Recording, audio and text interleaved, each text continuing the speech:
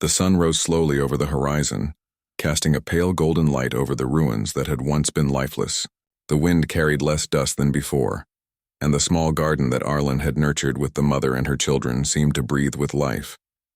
Tiny green shoots covered the soil, bending gently as the wind passed over them. Even the cracked stones seemed less harsh in the morning light. Arlen stood at the edge of the garden, scanning the horizon one last time for any approaching threats. His scanners showed nothing unusual.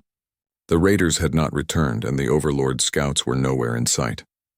It seemed, at least for now, that peace had settled over the broken land. The mother appeared beside him, holding her youngest child. The others were already tending to the garden, carefully watering the shoots and clearing away debris. The mother's eyes were brighter than they had been in months, and her posture carried a quiet confidence. "Look at them," she said softly, nodding toward the children. "They have grown stronger." They laugh again. "I do not know how to thank you." Arlen shook his head. "You do not need to thank me. You and your children survived because you chose to learn, to trust, and to act. Humans only guide the way. We do not walk it for others." The mother smiled faintly. "You guide with wisdom and courage. We have learned much from you. I will never forget it."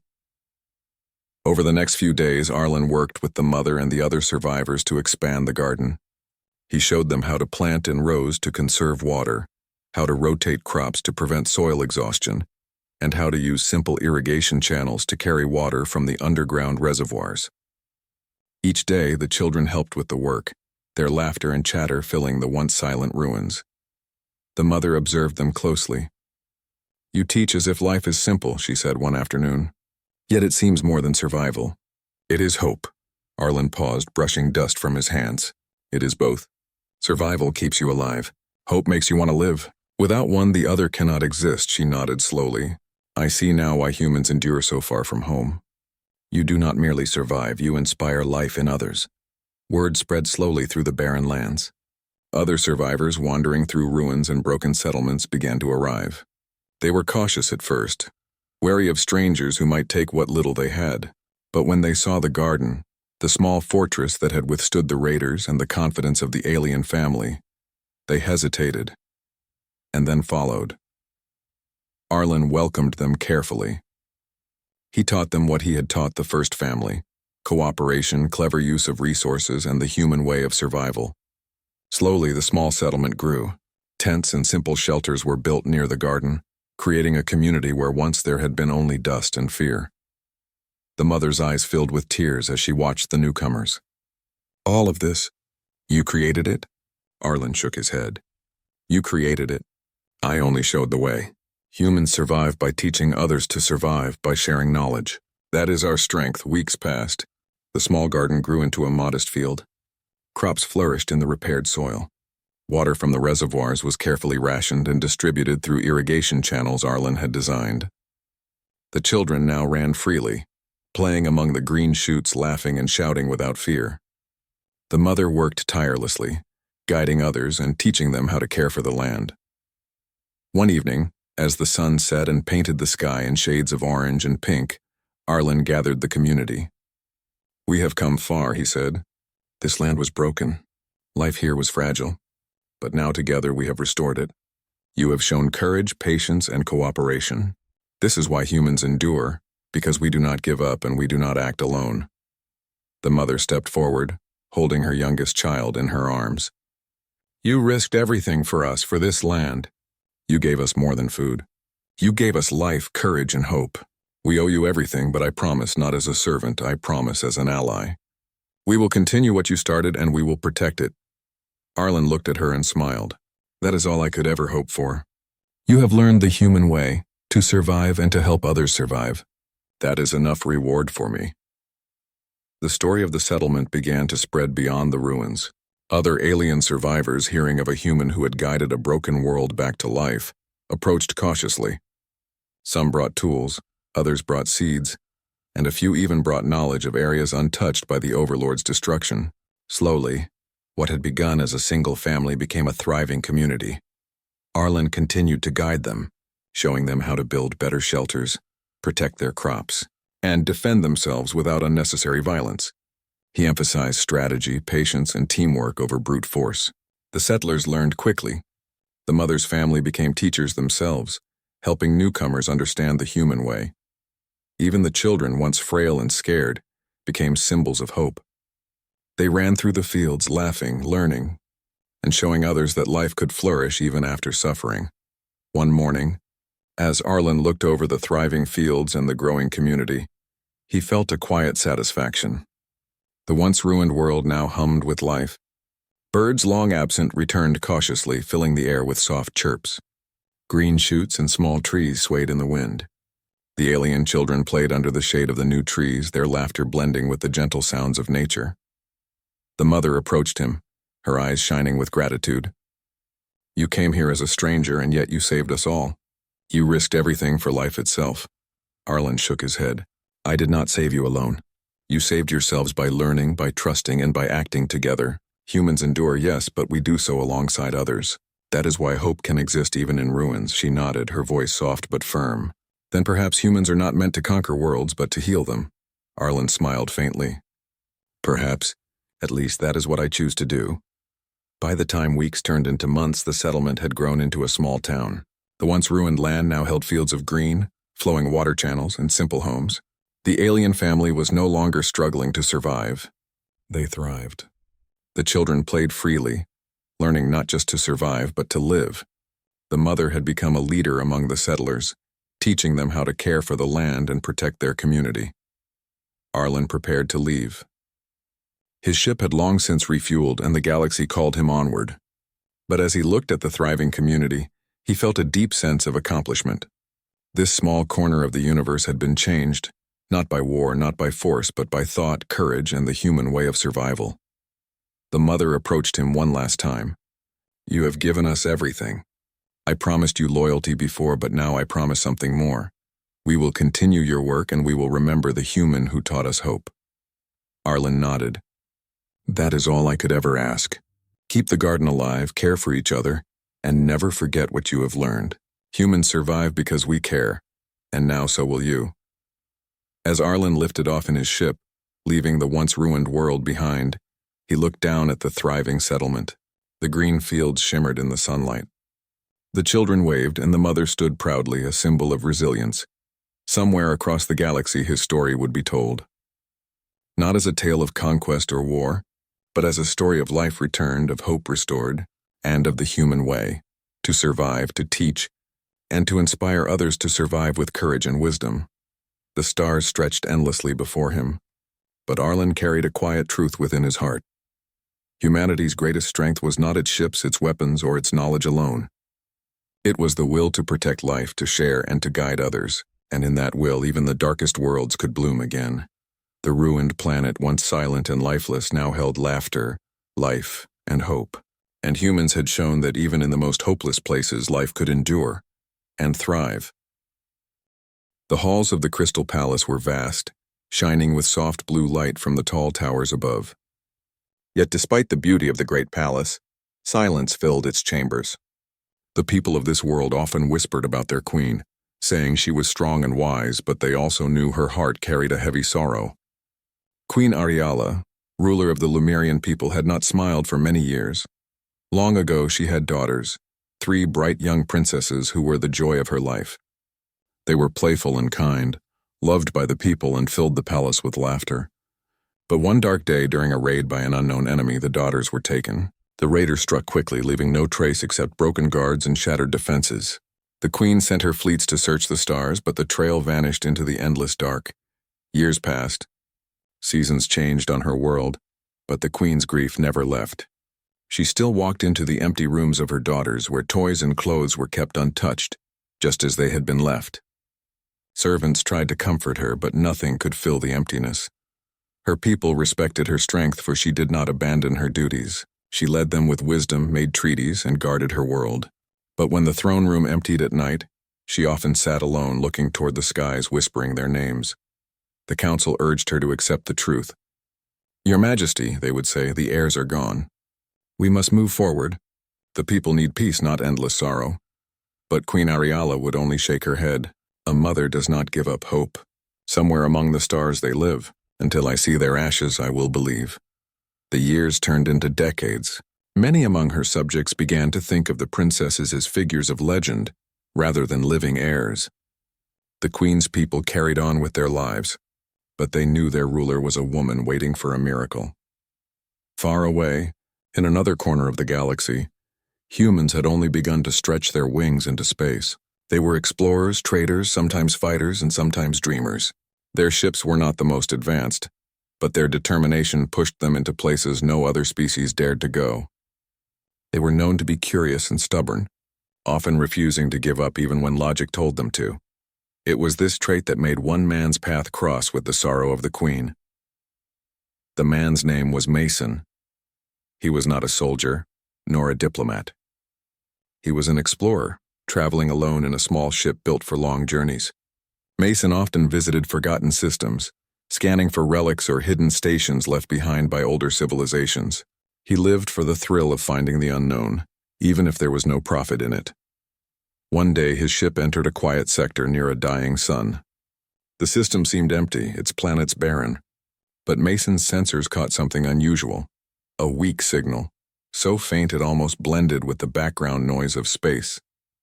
At first he thought it was nothing, but curiosity drove him to follow it. Hours later he found the source, a wrecked outpost built into an asteroid. The station looked ancient, with hull plates cracked and drifting debris circling it. Most explorers would have ignored it, thinking it was a useless ruin. But Mason, as always, decided to take a closer look. Docking with the ruin station, he stepped into its hollow corridors, his helmet light cutting through the dust. The air was long gone, but the metal walls still held memories of another time. Searching deeper, he found a data core, half buried under fallen beams. Carefully, Mason powered it on, connecting it to his ship's systems. What he found surprised him. The logs were encrypted, written in an alien language. Mason had studied fragments of many scripts, and with effort, he managed to unlock parts of it. The logs spoke of royal heirs captured for study. There were mentions of 3 young ones taken from a shining palace. Mason frowned, realizing the station had once belonged to raiders who trafficked living beings. He leaned back in his chair, staring at the stars outside. These heirs, could they still be alive? The logs were old, but not impossibly so. Some entries spoke of transferring the captives to other facilities deeper in space. The thought stayed in his mind stronger than reason. He was just one man with a small ship and no great weapons, yet something inside him pushed him forward. Perhaps it was the mystery. Perhaps it was the injustice of it. Or perhaps it was simply the human spirit that refused to walk away when there was even a small chance of saving someone.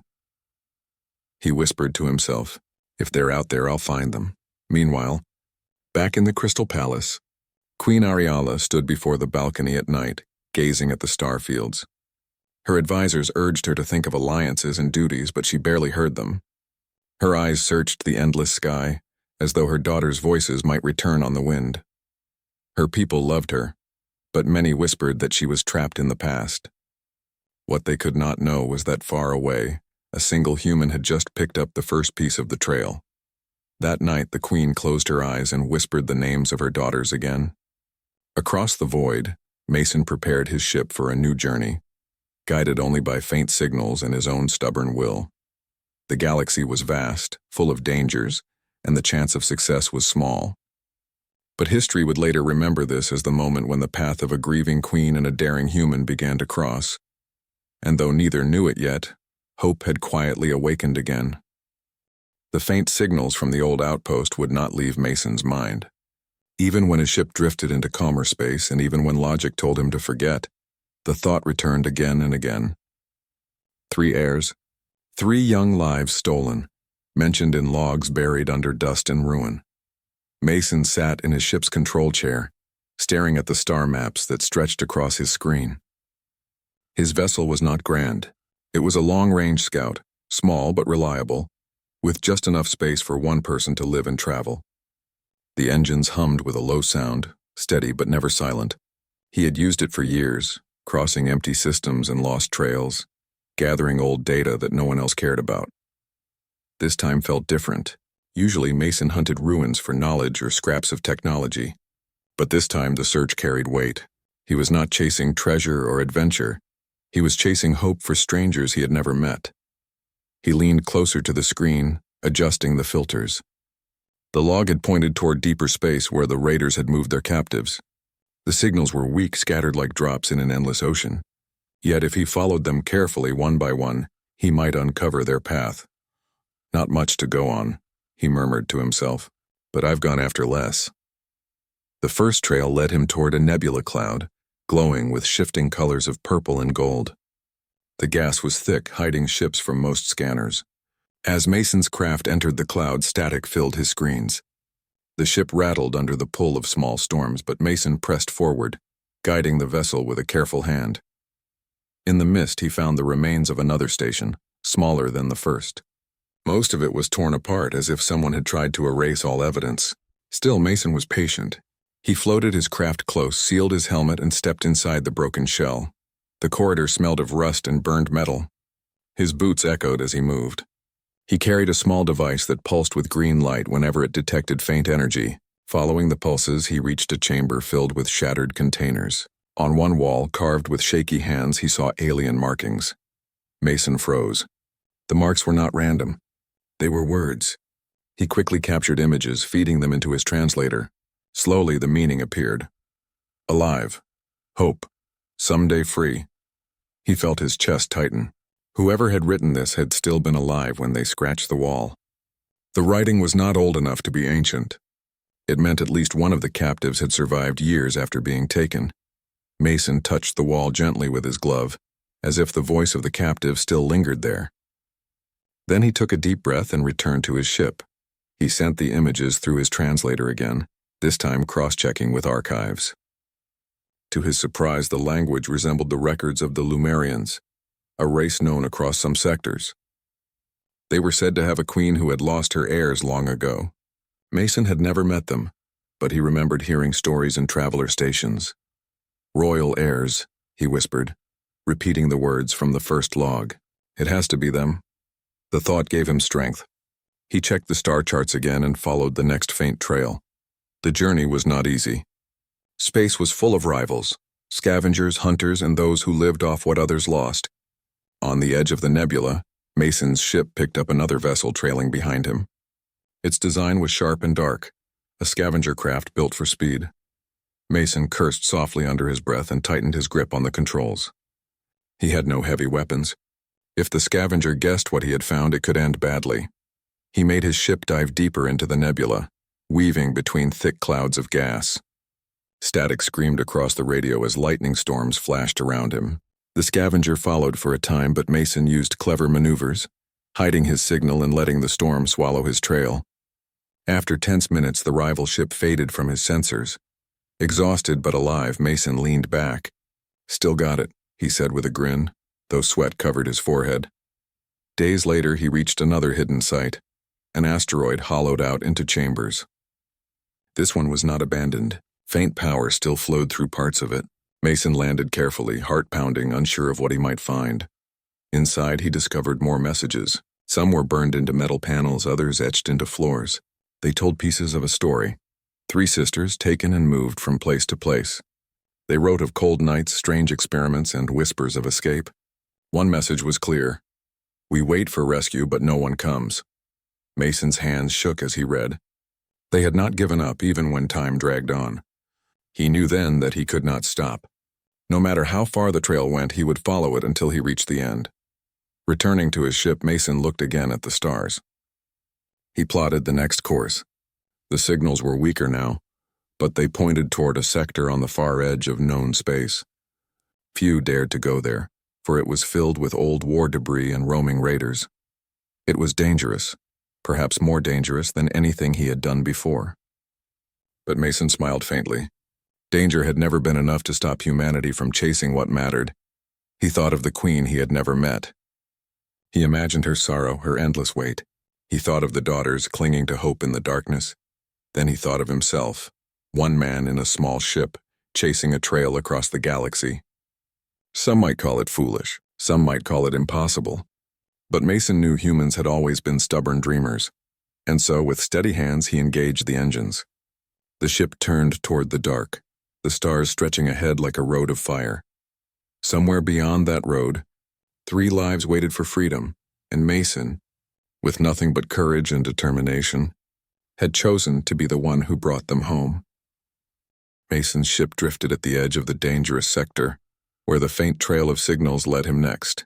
On his screen, the stars were scattered across the void, but among them floated broken war machines, shattered hulls, and forgotten weapons from battles fought long ago. The region was known as the Graveyard Belt. Few explorers came here, for the debris could tear ships apart and raiders often hid among the wrecks. Mason studied the path carefully. His ship was small, which gave him one advantage. It could slip between ruins where larger vessels could not. He checked his scanners again. The faint trail of energy, the same one connected to the lost heirs, pointed deeper inside.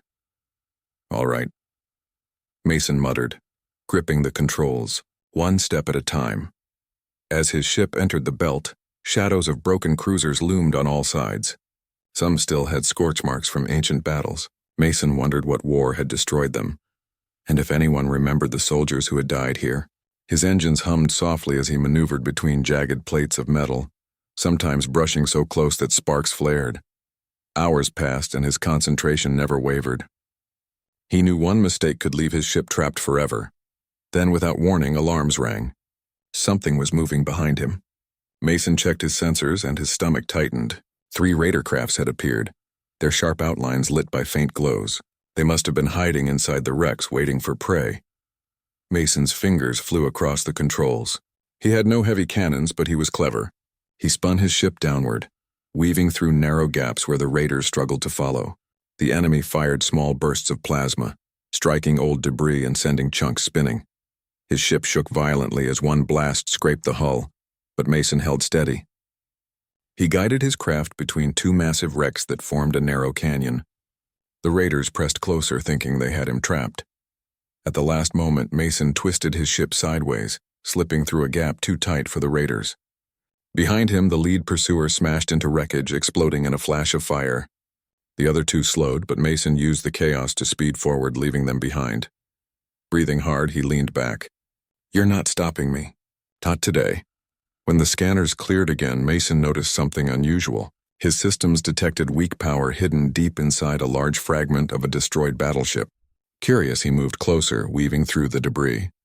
At the heart of the wreck, he found a hidden docking bay. It looked untouched for years, yet faint energy still flowed inside. Docking carefully, Mason stepped into the silent corridors. The air was thin but still breathable, which surprised him. Dust floated everywhere and the lights flickered weakly. Following his scanner, Mason reached a chamber filled with cages, empty now but still carrying marks of captivity. On one wall, scratched in uneven lines, he found more words in the Lemurian language. "They keep us moving, but we will not lose hope." Mason closed his eyes. The daughters had been here. The writing was clumsy, as if carved in exhaustion, but it carried strength. They had endured even in this hollow place. Searching further, Mason discovered a small device buried under broken metal. It was a beacon, old and weak, but when he repaired it, a signal came alive. It projected a faint star map, pointing toward the outer edge of the belt. "This has to be it," Mason whispered. They were moved again, but closer this time. He carried the device back to his ship and plotted a new course. The journey grew more dangerous as he neared the outer edge. Raider signals appeared often, forcing Mason to shut down power and drift silently among wrecks until the danger passed. Several times he thought he was caught, but his patience and clever hiding saved him. Days turned into weeks and food supplies grew thin. Still, Mason pressed on, driven by the thought of the 3 sisters waiting in the dark. He imagined their faces, though he had never seen them. He thought of the Queen staring at the stars in sorrow, and he thought of himself, a lone human carrying the weight of a promise no one had asked him to make. Finally, after endless searching, his ship emerged from the last field of debris. Ahead lay a lonely asteroid larger than most, its surface scarred and cracked. Mason's scanners lit up. The strongest signal yet was coming from inside. His heart raced. He had found something real. He circled the asteroid carefully, scanning for entrances. Hidden beneath jagged rocks, he discovered a hangar door, faintly powered. It was well concealed, the kind of place only someone desperate to hide would use. Mason's ship extended docking clamps and he forced a connection. The doors creaked open and he slipped inside. The hangar was quiet, filled with shadows. Mason readied his small blaster. Not a strong weapon, but enough for defense. He stepped out cautiously, his boots echoing on the metal floor. Inside the asteroid, the corridors stretched deep, lit by dim lights. His scanner pulsed steadily, guiding him forward. The signals were stronger here than anywhere else. As he walked, he found signs of habitation, storage crates, broken machines, and scraps of clothing. It was no ghost station. Someone still lived here, or had lived here recently. The deeper he went, the heavier his heart pounded. At last, he reached a chamber sealed with reinforced doors. His scanner showed faint life signs inside, 3 of them. Mason froze, breath caught in his throat. Could it really be them? He whispered. He stepped closer, running his hand along the control panel. The locks were complex, designed to keep intruders out. But Mason was stubborn. For hours, he worked with wires and tools, sweat dripping down his face. Sparks flew as he forced circuits to respond.